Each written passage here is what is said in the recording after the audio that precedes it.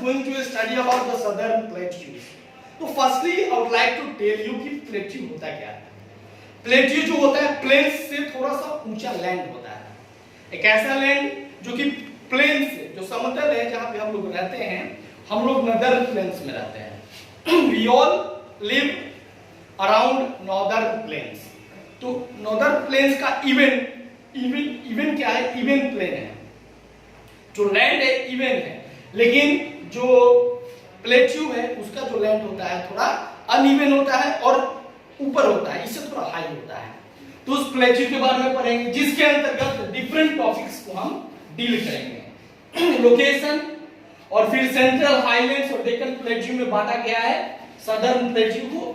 उसके बाद में इस एरिया में कौन कौन से स्टेट्स आते हैं उनके बारे में पढ़ेंगे। डियर स्टूडेंट्स, आप देख सकते हैं ये इंडिया का मैप है और ये जो ब्राउन कलर का जो रफली ट्रायंगुलर शेप है इसी को बोलते हैं द पेनिनसुलर प्लेट्यू, ठीक है ना। यानी इसको सदर्न प्लेट्यूज ही बोलते हैं, जो कि नॉर्दर्न प्लेन्स के साउथ में फॉल करता है। आप देख सकते हो फिगर में, आगे बहुत सारे फिगर्स को आपको देखने को मिलेगा। तो सबसे पहले बात करते हैं स्टूडेंट्स, लोकेशन की बात करते हैं। तो जो प्लेट्यू रीजन होता है इंडिया का, वो नॉर्दर्न प्लेन के साउथ में, देखिए south of the northern plain and to the southern tip of India. India का ये साउदर्न टिप है, यानी ये सबसे दक्षिणी पार्ट है भारत का, और ये नॉर्दर्न प्लेन के दक्षिण में। तो साउदर्न प्लेट्यू जो है, वो जो रीजन है नॉर्दर्न प्लेन के साउथ में, और इंडिया का जो सबसे साउदर्न टिप है वहां पर है। Okay, now it is triangular in shape, as I told you कि रफली ट्रायंगुलर है, इसका शेप जो है रफली ट्रायंगुलर है, और ये चारों तरफ से ऑलमोस्ट हिली एरिया से घिरा हुआ है, जिसको घाट्स बोलते हैं। तो घाट में आप देख सकते हैं जो डेक्कन प्लेट्यू या साउदर्न प्लेट्यू के वेस्ट में जो घाट है उसको वेस्टर्न घाट बोलते हैं, और जो ईस्ट में उसको ईस्टर्न घाट बोलते हैं। यानी ईस्टर्न घाट्स और वेस्टर्न घाट्स ये इसके दोनों तरफ है, ठीक है ना। बहुत सारे फिगर्स को मैं आपको दिखाऊंगा। चलिए आपको एक फिगर दिखाता हूं, यहाँ पे ध्यान से आपको देखना होगा। यहाँ पे देखिए ये है डेक्कन प्लेट्यू, जो कि ट्रायंगुलर शेप में रफली, not complete, it's not a complete triangle, लेकिन ये रफली, यानी रफली मतलब थोड़ा बढ़िया तरीके से नहीं, लेकिन ये ट्रायंगुलर का शेप है, ट्रायंगल का ही शेप है, जैसे कि आप देख सकते हैं। इसको मैं मिला देता हूं, ये प्रकार का क्या है, ट्रायंगल ही है। क्या है? ट्रायंगल ही है। अब यहाँ पे कुछ नंबरिंग दिए गए हैं, आप इसको देखिए। जैसे यहाँ पे 1 नंबर है। सबसे पहले तो ये है नर्मदा नदी है, जो कि इसको डिवाइड करती है दो असमान भागों, unequal. This river divides this plateau into 2 unequal parts, क्योंकि ये अलग ही अलग है। ट्रायंगल को हम इक्वली डिवाइड कैसे कर सकते हैं? अगर ट्रायंगल इक्विलैटरल ट्रायंगल है, तब उसको अगर एक उस पे परपेंडिकुलर खींचते हैं, नॉर्मल खींचते हैं बीच में, तब जाकर उसको 2 इक्वल भाग में बांटते हैं। अगर वो स्केलन ट्रायंगल है तो उसको इक्वली डिवाइड करना मुश्किल है। तो यहाँ पे, यहाँ से ये एक नदी है जिसको नर्मदा नदी बोलते हैं, और ये नदी क्या करती है, ये दोनों को 2 भागों में बांटती है, जो कि 2 असमान भाग में बांटती है। और ये सेंट्रल हाईलैंड्स है, सॉरी, और ये है डेक्कन प्लेट्यू है। यहाँ पे जो आप देख सकते हैं, यहाँ पे अरावली हिल्स है। पोजीशन देखिए, ये अरावली हिल्स है, और ये विंध्य रेंज है, ये सतपुरा रेंज है, ये महादेव हिल्स है 4 नंबर वाला। 5 नंबर वाला क्या है, मैकाल रेंज है, और 6 नंबर वाला वेस्टर्न घाट है, और 7 नंबर वाला ईस्टर्न घाट है। तो ये डेक्कन प्लेट्यू को बहुत बढ़िया तरीके से आप देख लीजिए। 1 नंबर, 2, 3, 4, 5, 6, 7 कौन कौन से इसमें एरियाज आते हैं। इसमें स्टेट्स की बात करें तो डेक्कन प्लेट्यू में महाराष्ट्र, आंध्र प्रदेश, गोवा, कर्नाटका, तमिलनाडु, या फिर यहाँ पे देख सकते हैं मेन जो स्टेट्स आते हैं महाराष्ट्र, छत्तीसगढ़, झारखंड, मध्य प्रदेश, कर्नाटका, आंध्र प्रदेश और तमिलनाडु, ये सब सारे स्टेट्स इसमें आते हैं। इस स्टेट्स के बारे में भी हम पढ़ेंगे, लेकिन फिलहाल फिर से हम स्टार्ट करते हैं जहां से हमने शुरू किया था, यहां से शुरू किया था। तो लोकेशन आपको मैंने समझा दिया, ठीक है। ये एक प्लेन से ऊंचा जगह होता है और भारत का काफी बड़ा भाग जो है डेक्कन प्लेट्यू के एरिया में आता है। ठीक है, तो जैसे मैंने आपको बताया कि डेक्कन प्लेट्यू को दो भागों में बांटा गया है। कौन कौन? एक सेंट्रल हाईलैंड्स और दूसरा डेक्कन प्लेट्यू। आप देख सकते हैं स्टूडेंट्स, ये है डेक्कन प्लेट्यू और ये है सेंट्रल हाईलैंड्स। अब मैं आपको बताऊंगा कि सेंट्रल हाईलैंड्स क्या है और डेक्कन प्लेट्यू क्या है। तो डेक्कन प्लेट्यू ये है, ये वाला पार्ट डेक्कन प्लेट्यू है और ये सेंट्रल हाईलैंड्स है। इसमें आप देखते हो कि 1A 2A 3 छोटा नागपुर है, ये भी एक प्लेट्यू है जो कि सेंट्रल हाईलैंड्स का पार्ट है। इसको बोलते हैं छोटा नागपुर का पठार। प्लेट्यू का मतलब होता है पठार यानी पठारी क्षेत्र वो होता है जो समतल से ऊंचा हो। ठीक है ना, इसमें माउंटेन्स भी होता है और कैसी मिट्टी होती है इसके बारे में हम आगे बढ़ेंगे। तो आप देख सकते हैं ये सेंट्रल हाईलैंड्स है, इसी का पार्ट है छोटा नागपुर और ये डेक्कन प्लेट्यू है। आगे इसको क्लियर करेंगे। जनरली सेंट्रल प्लेट्यू को दो और समान भागों में बांटा गया है, सेंट्रल हाईलैंड्स और नीचे वाले पार्ट को बोलते हैं डेक्कन प्लेट्यू बोलते हैं।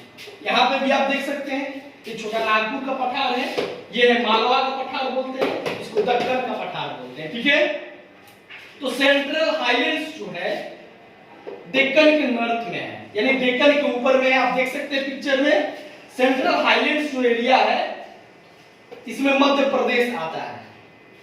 देखिए मध्य प्रदेश भारत का बोला जाता है हार्ट ऑफ इंडिया, ये भारत के सेंटर में है और ये डेक्कन सेंट्रल हाईलैंड्स में आता है। इसके अलावा इसका जो रेंज है मतलब इसकी चौड़ाई जो है 700 से लेकर इसका हाइट 700 से लेकर 1000 मीटर तक इसका हाइट है। सेंट्रल हाईलैंड्स में मालवा प्लेट्यू जो कि सेंट्रल इंडिया में और छोटा नागपुर का प्लेट्यू जो कि नॉर्थ में। मैंने आपको पहले ही बताया कि ये जो दोनों भाग है सेंट्रल हाईलैंड्स के, इसको मालवा का पठार बोलते हैं और इसको छोटा नागपुर का पठार बोलते हैं। ये मालवा प्लेट्यू है और ये क्या कौन सा प्लेट्यू? छोटा नागपुर का प्लेट्यू है। ठीक है ना, तो मैंने आपको बताया अरावली रेंज, विंध्य रेंज जो है इसमें आता है। एक मैंने फिगर आपको दिखाया था, उस फिगर को देख लीजिए आप। यहाँ देखिए अरावली रेंज यहाँ पर है, विंध्य रेंज भी इसी में है, सतपुरा रेंज भी इसी में है, महादेव रे हिल्स भी इसी में है और मैकाल हिल्स भी इसी में है।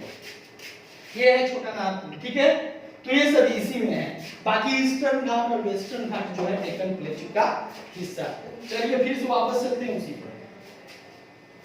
तो इसमें कौन कौन सी नदियां हैं मैं आपको बता दे रहा हूं। चंबल बेतवा सोन, चंबल बेतवा सोन नदी सेंट्रल हाईलैंड्स में पड़ती है। ठीक है, इसके अलावा मैंने विंध्य रेंज के बारे में बता दिया, सतपुरा रेंज के बारे में बता दिया, महादेव हिल्स के बारे में बता दिया आपको। ठीक है स्टूडेंट्स, अब मालवा का जो पठार है यहाँ पे ब्लैक सॉइल मिलता है और ब्लैक सॉइल वीट, कॉटन और ऑयलसीड्स के लिए काफी इंपॉर्टेंट होता है। और छोटा नागपुर का पठार में झारखंड आता है। ठीक है ना, झारखंड में जो प्लेट्यू है, आप राजगीर घूमने गए होंगे तो वहां पे जो उसी को पहाड़ी बोलते हैं। आप जैसे चढ़ते हैं ना तो थोड़े समतल से ऊंचे चले जाते हैं, हाई पर थोड़ा हाईलैंड पे चले जाते हैं, उसी को प्लेट्यू बोलते हैं। थोड़ा पहाड़ी देखने को मिलता है, वो सब पठार है, क्योंकि जो पहाड़ होते हैं वो 8-8 हजार मीटर, 7-7 हजार मीटर और 6-6 हजार मीटर ऊपर होते हैं। लेकिन 700 से 1000 मीटर की ऊंचाई पर प्लेट्यू होते हैं। क्या होते हैं? प्लेट्यू होते हैं। और प्लेन्स जहां हम रहते हैं। ठीक है ना, तो स्टूडेंट्स छोटा नागपुर के प्लेट्यू में आपको कोल मिलेगा, आयरन मिलेगा, माइका मिलेगा, मैग्नीज मिलेगा और भी बहुत सारे मिनरल्स मिलेंगे। आप देखते हो कि बोकारो झारखंड में कोयला का खान है, वहां से कोयले की माइनिंग की जाती है और अलग अलग क्षेत्र में भेजी जाती है उसको। ठीक है ना, बहुत सारे लोग उसको बोलते हैं, लोकल भाषा में कोयलरी बोलते हैं। ये कोयलरी का काम करते हैं, बोकारो रहते हैं। और उसके बाद में स्टील फैक्ट्री है, क्योंकि उधर मिनरल्स काफी मिलते हैं, आयरन मिलता है, माइका मिलता है, मैग्नीज मिलता है। ठीक है ना, अब बात करेंगे हम डेक्कन प्लेट्यू की। तो Deccan plateau largest plateau India का। इंडिया में 3 प्लेट्यू है, 2 सेंट्रल हाईलैंड और ये डेक्कन प्लेट्यू। आप देख सकते हैं सबसे बड़ा पीस यहीं पर है। ठीक है, तो लार्जेस्ट प्लेट्यू है भारत का। और ये जो है साउथ वाला, यानी साउथ में फैला हुआ है नर्मदा नदी। देखिए ये जो डिवाइड करने वाली नदी है इसको, ये नर्मदा नदी है। नर्मदा नदी से लेकर इसका जो रेंज है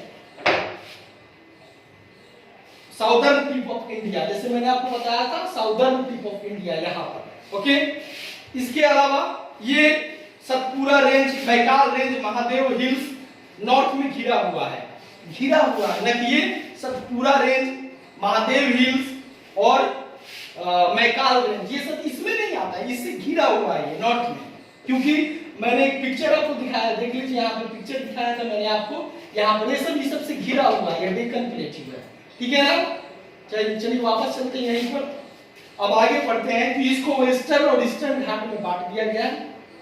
इधर वाले हिस्से को बोलते हैं ईस्टर्न घाट और इधर वाले हिस्से को बोलते हैं वेस्टर्न घाट, से घिरा हुआ है, ठीक है।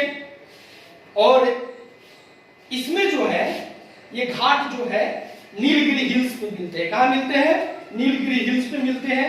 अन्नामुडी जो है हाईएस्ट पीक है इस रीजन का, जो कि केरला में सिचुएटेड है, अन्नामुडी। वैसे आप जानते हैं कि भारत में बहुत सारे माउंटेन पीक्स हैं जो कि काफी ऊंचे हैं, और हिमालय रेंज जो है भारत का एक इंपॉर्टेंट पार्ट है।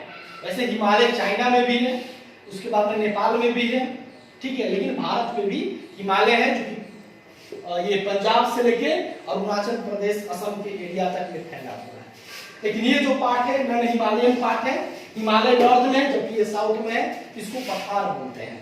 इसके अलावा वेस्टर्न घाट में आपको सह्याद्री, नीलगिरी, अन्नामलाई, कार्डेमम हिल्स आपको मिलेंगे, ठीक है।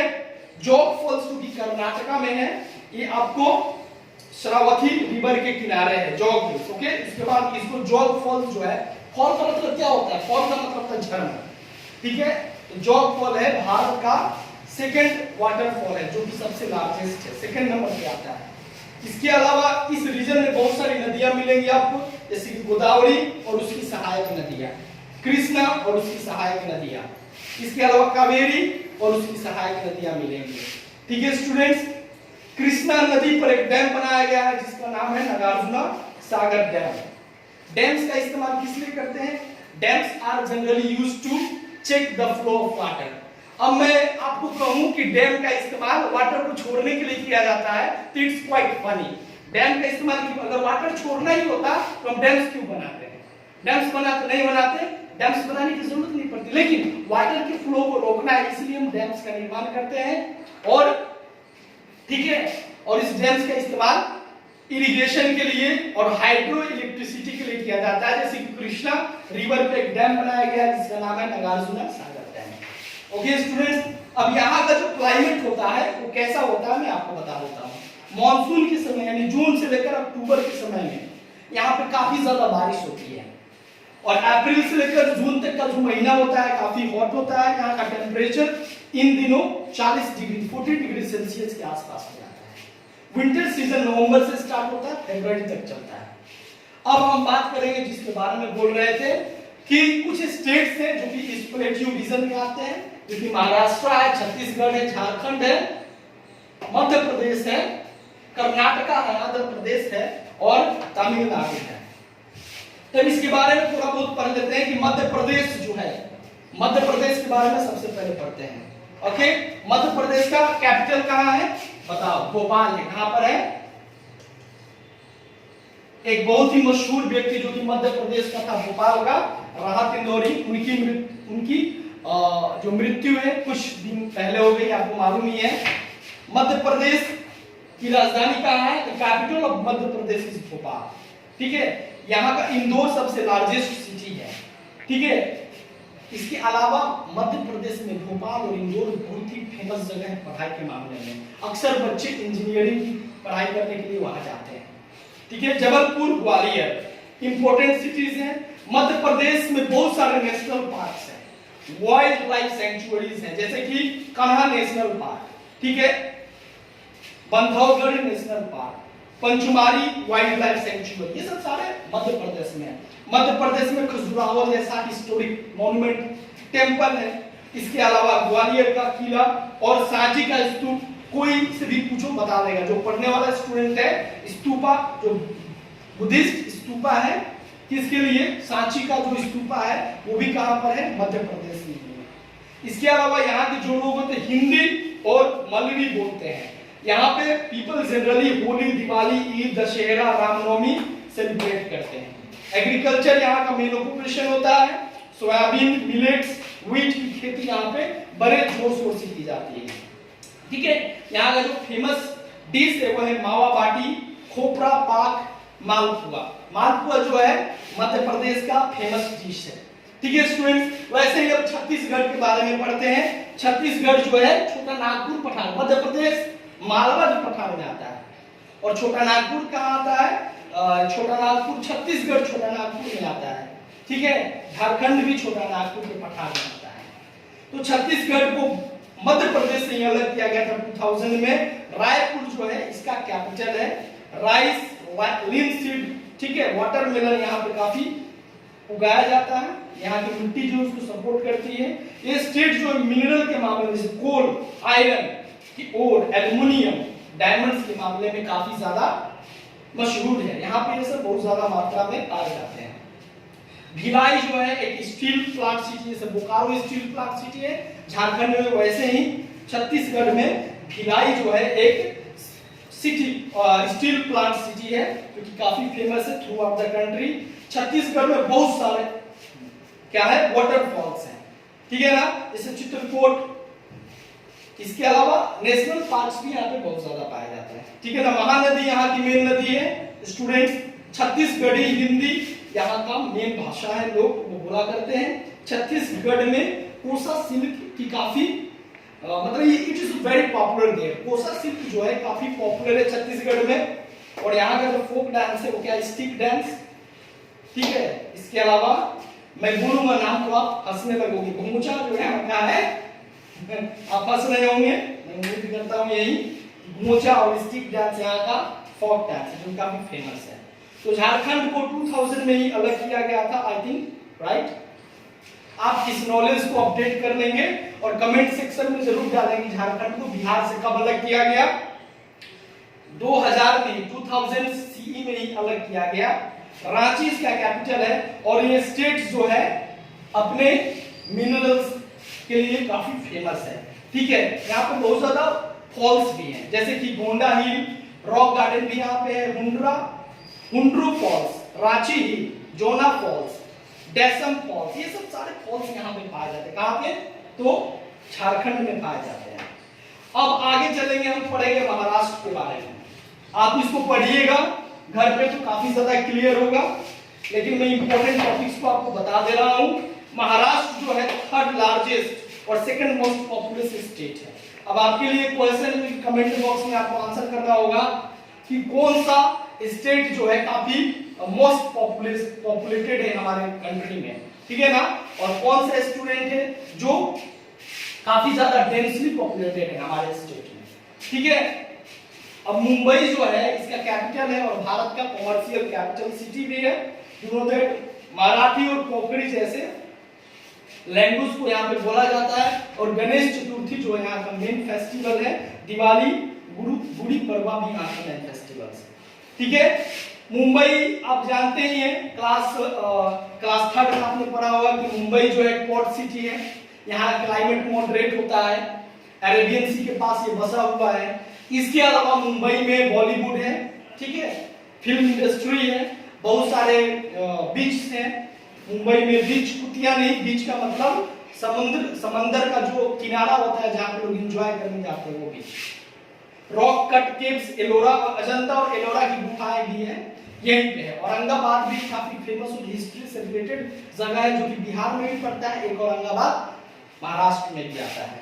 ठीक है, खंडाला जैसे हिल स्टेशन यहाँ पे, ठीक है ना, आपने गाना सुना होगा हाथी क्या खंडाला। तो खंडाला जो है मेरे छात्रों, खंडाला यहाँ का हिल स्टेशन है।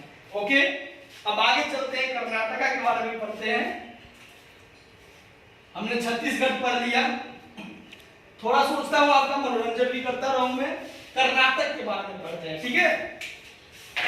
चलिए, नाटक नहीं करना है, कर्नाटक ये जगह का नाम है। तो कर्नाटक का जो ये है, it is one of the 4 southern states of India.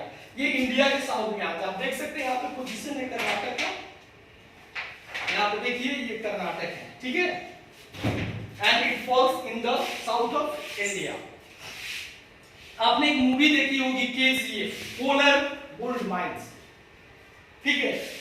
ये जगह है KGM, आप कह सकते हैं इसको कोलर गोल्ड माइंस। तो KGM मूवी बनी है, साउथ के यश हीरो है उसमें मेन लीड में, वो कोलर गोल्ड फील्ड के नाम से मूवी बनी है। तो ये कर्नाटका में पाया जाता है और यहाँ पे सोने की माइनिंग की जाती है, ठीक है ना।